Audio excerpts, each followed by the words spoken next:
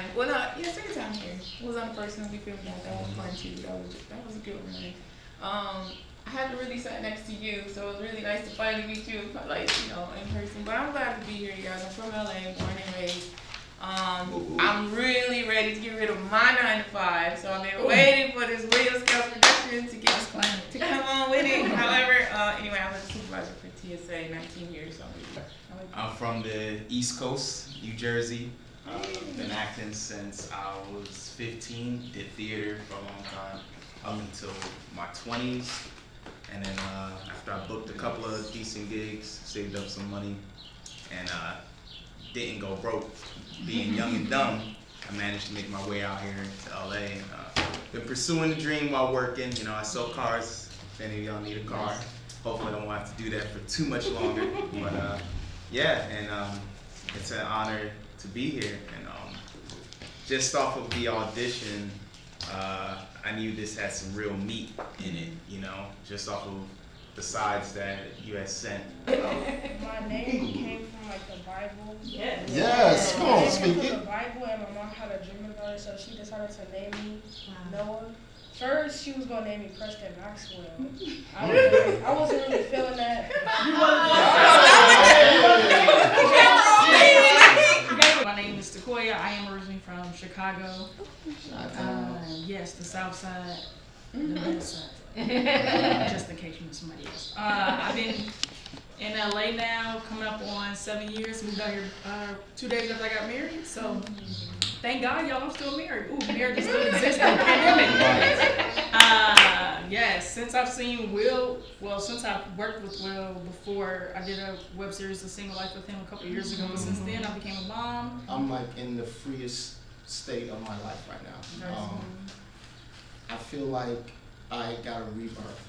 Everything is happening in my life now the way that I wanted 2 years ago when I wasn't ready for it. Sometimes things don't come to you until God knows you're ready. I'm ready now, and I'm just watching the opportunities that are coming up, and I feel blessed to be here. But I'm going to continue to make noise because sometimes you have to make noise. Yes, you do. Now that I'm there, I'm ready to get back to my first passion, my first love, which is acting. And this is a project that me and Will have been trying to do for a very, very long time. All of us. I've been knowing Will, how long? Like over 10 years? Doing different stage plays, like he said, being behind the scenes or even acting in the play as well.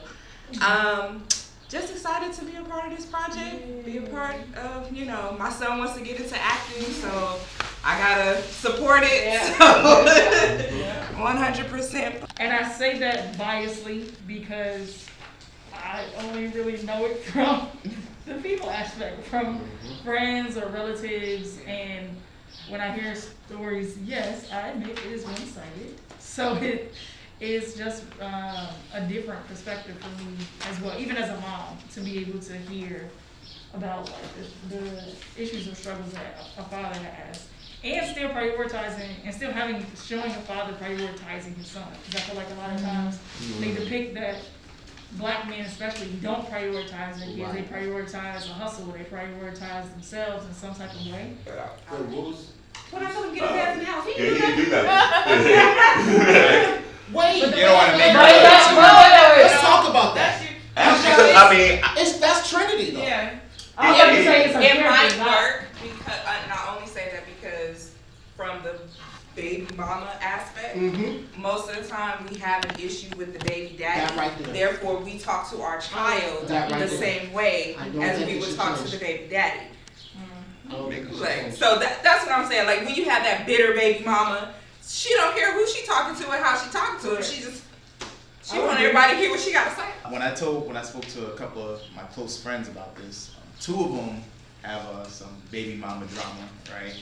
And when they first heard about this, they were like, "Oh man, this sounds like something that'll really have a lot of guys watching this. Obviously, not just men, but women will watch as well." But he said a lot of brothers are gonna watch this. He was like, and you're gonna naturally. He was telling me, he was like, you'll have like people already empathizing with you, and I think that it helps when from the very beginning you kind of see that, he's got this lighthearted nature with his son, and then as soon as we get to the house, she comes out and it's like boom, Yeah. you know. You was thinking about casting a light-skinned woman for that role. Yeah. And we had a conversation, and I didn't want this to feed into the light-skinned versus dark-skinned. Yeah, we talked And about so that. I think it's beautiful because dark-skinned women are already viewed as hard and so on and so forth. But to show another side of us, I think that was a brilliant choice to do. So I'm grateful for that. So taking that ass line out would have been a big mistake because you're the villain that we're gonna love to hate. That eventually we're gonna fall in love with. Yeah, right. That was Because you beautiful. have, there's a reason why baby mamas have so much drama attached to them, and there's a story on the other side of it. Instead of everybody always seeing them as the angry, the angry black woman, it's more. Yeah. The immense tension between in that scene when you guys go outside and the line when you said, let me see. I believe like I hate you. I don't want you to. I don't know why you want you to touch me. Oh, You go back there. Yeah. Like, Oh, she hurt. Baby is hurt. Yeah. like that's hurtful. Like, thank you. That's Please hurtful. tell me that you're gonna do an insert after she says all that, where you see him choke her out. Oh, that would be crazy. But then we flash forward and it was only just his Well, thought. we'll see what happens on film day. I might film some B-roll. Like, if Trinity doesn't mess with Dwayne anymore, why is she mad that he was like, Come on, Noah. Go ahead, young Adults don't know the answer, no. Adults, grown folks. kid. You Let's gonna try to figure it out. We know the answer. We know each episode we finding things that I wasn't seeing. Noah was able to, the most common question, why is Trinity tripping? Don't it sound, it makes sense to a child. So you see that even with children that, if you watch it with your parents, something like that, they're catching on. Yeah. Cause you think that's a very simple, but They see everything. they see it. Yeah, and they children think know they'll what's up see. when it's happening, yeah. Yeah, kids see. They feel like they I can't say nothing, get in trouble. But even notice in Austin character, he started asking questions. A woman can never replace another person. Yeah. Like a child can never replace another. Your mother can't replace you with nobody. Even if something happens to you, your mother can't replace what she has with you. So it can never be a strange, like she stole him or he stole her. It's just people grow and they see things different and they go a separate way. So then, and you'll see that in time, you made it like Tiffany 1 year. The next year, you like Mary. So things change as we grow. But it's so crazy that you say that because that not having the voice as a child is literally the root of the now strong black woman. Exactly. You get what I'm saying? Strong black That's woman where it syndrome. starts. Yeah. That's where it starts. I think the part that got me is not even like, he was even like, he didn't say it verbatim, but it was like, y'all don't even have to like each other, but just for me. Right. For me. Can you do it for me? And I think that kind of was a turning point for both of them, kind of, just a little bit. But it was that for me. Like, y'all don't have to like each other, but pretend for me. Right. When you're around me, hold it together for me. So that was a very important thing to be said. And I'm glad that we're doing fatherhood because most black fathers get a bad rap, but there's so many things and so many reasons why we can't function the way that we would like to, because we've been traumatized for so long. I was envisioning it like me standing outside of the apartment and just like, getting spit at and just standing there taking it and then trying to have one little jab in like, yeah, what does that make you? And it just made the world crumble, underneath my feet. That's a lot, knowing that you have to deal with that person or fight to be a father. So that's where I see men can take that story and place themselves with, we've been there. Those happen, those moments are that close, it's that inch that it can change you. And what you're gonna do, especially as a man, we cannot be physically or mentally weak ever. And we have to sit there and take it. And she hurts. And then black men can't go see therapists. That's bullshit. Everybody needs to go see a therapist. Everybody. And everybody needs that release. But us, we can't shed tears. We can't be valued. We can't lay and rest. We have to deal regardless of that. And the moment we show that, you're punk, you're this, you're that, you're worthless, you're this, that, damn. You have to make money. Men have to have what happens to the value of this building. The whole time that they were reading and I was listening, I realized, and I don't know if this answers your question or not, but it's on my spirit. Is that it's beautiful that they have people who are wise, because some people don't have those people. And so this episode could serve that purpose. Like, I was thinking, like, what are people that don't have people that can tell them, like, you need to get it together, like, you tripping, like, you know, or to help them remain strong in situations. So I think that episode will serve that purpose. Him reaching out to her after he gets the advice. So not only did he get the advice, but now he's following the advice. Because sometimes we get it, and then we go, I ain't doing that. You know? I've been there. So for him following through with it, and then for her to respond with, yes, it's time. She's been waiting for this moment. That's what it says to me. She's been waiting for him to step up, be a man, tell her to shut the fuck up, and now I'm gonna talk. And this is that moment. One of my biggest downfalls was to, I guess, step in front of the light, because I wasn't used to being in front of the light. And to fall back into my place and to be around so many different creative people, it's released me from so many different positions. And you guys know I used to run with chicken with his head cut off, doing theater or art film. I'm too old for that. I'm not doing that. This is just how the little want to do. So it's great to have a team, and it's actually great that I have majority of my team is African American women. Honestly. So on that note, episode 7 will be directed by Mr. Chloe Harris. Hey. It's full circle. So when I first did Single Life, Britt Banks assistant directed Will for Will. And since then, me and Britt have just been talking and cool. She's an Aquarius, natural hair, you know, we vibe. So I'm doing this movie for her. Like, but it came from that. It just was like, so it just went like a full circle thing. Nice. Since Single Life, I was like trying to stalk Will, like, yes, I'm trying to produce and I'm trying to direct. And he was like, all right, how would you set up this shot? And I was like, well, we can move this over here. And da-da-da. And then when he told me, when we were talking about the new season, I was still talking about production. So I'm just, yeah, this is a lot. Why would you do that?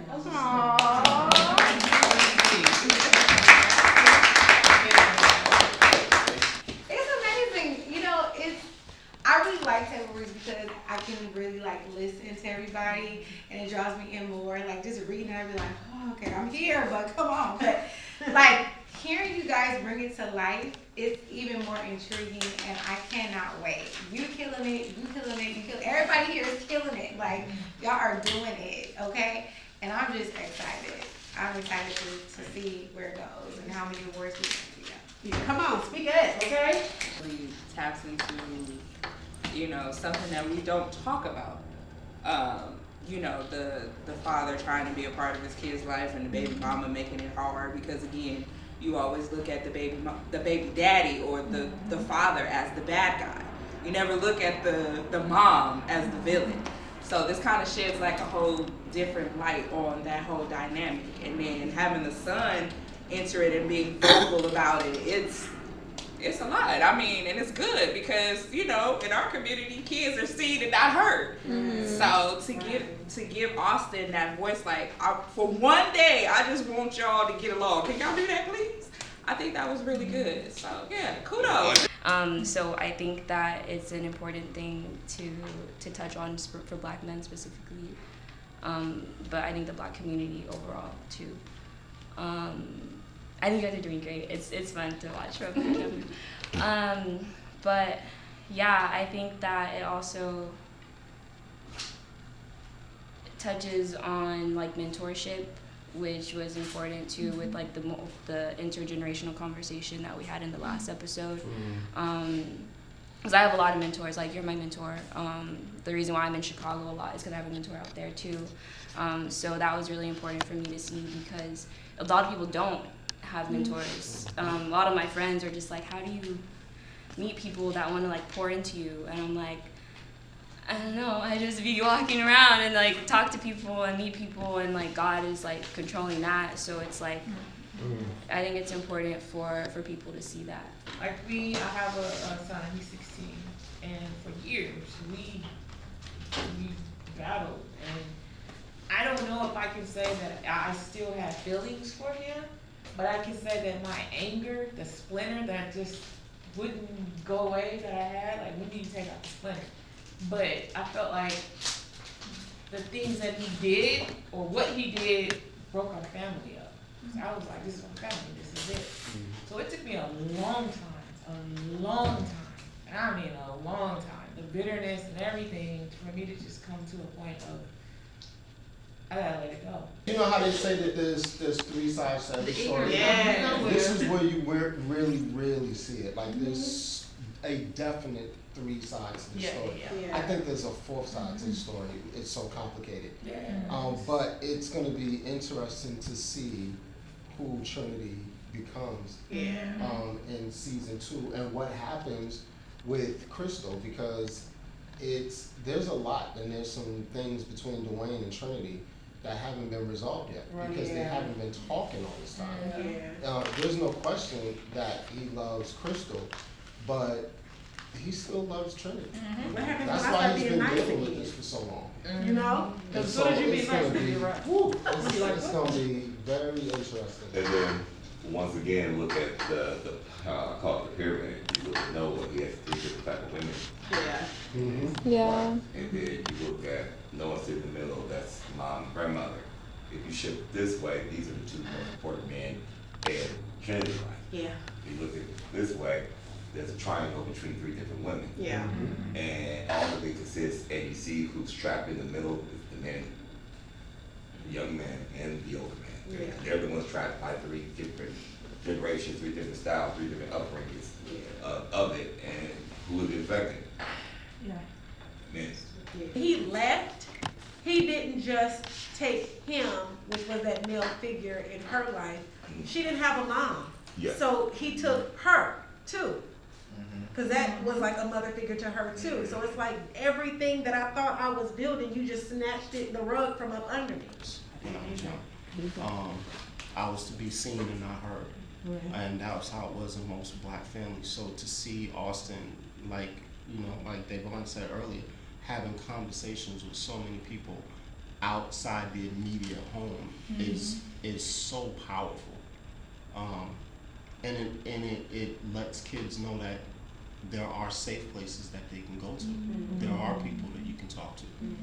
And you give examples of who those people should be. It shouldn't be a stranger on the street, but it should be your friend. It should be your teacher. It should be your grandmother. You know, it should be your auntie. Like, I love that this shows, it shows so much of not only what the problem is, but what the solutions could be and what suggestions are. I felt like it was really great in a lot of different ways, just because I like the double side of everybody's character. Even when Mr. Patton became Mark. It was like, nigga, I mean, I didn't know it worked, so look, don't burn the ribs. Like I can be serious, but bruh. The ribs. Don't You burn the ribs. Like everybody was still able to give 2 parts of their character, and still at the same time, it just reminds me, therapy is of the work that you do when you're a kid, because that needs to be done from childhood. Get in the right avenues. I think this is gonna have some trophies, some awards. You know. There's still some room in there. And I think it covers all the bases too. I definitely do, because even when we were like in episode 3 or 4, I would start thinking about things like, man, this should happen, and then I see later on that it happened, like him having a voice, because we have to. I think that as our characters, Dwayne and Trinity, we make it about ourselves. Dwayne's always like, it's so hard being a black man, and all they do is push me down, and no. But the most important thing is, Austin. Right. That's the centerpiece of this family that we have. So it's great that he came out and said that, So it's like, it kind of just like adding on to what you were saying, it just kind of made Dwayne and Trinity realize, oh yeah, it's not about me. Mhm. You know, it's not about me getting at her trying to shut me down. No, it's about Right. him. And yeah, you know, I think that that's gonna resonate well. It is.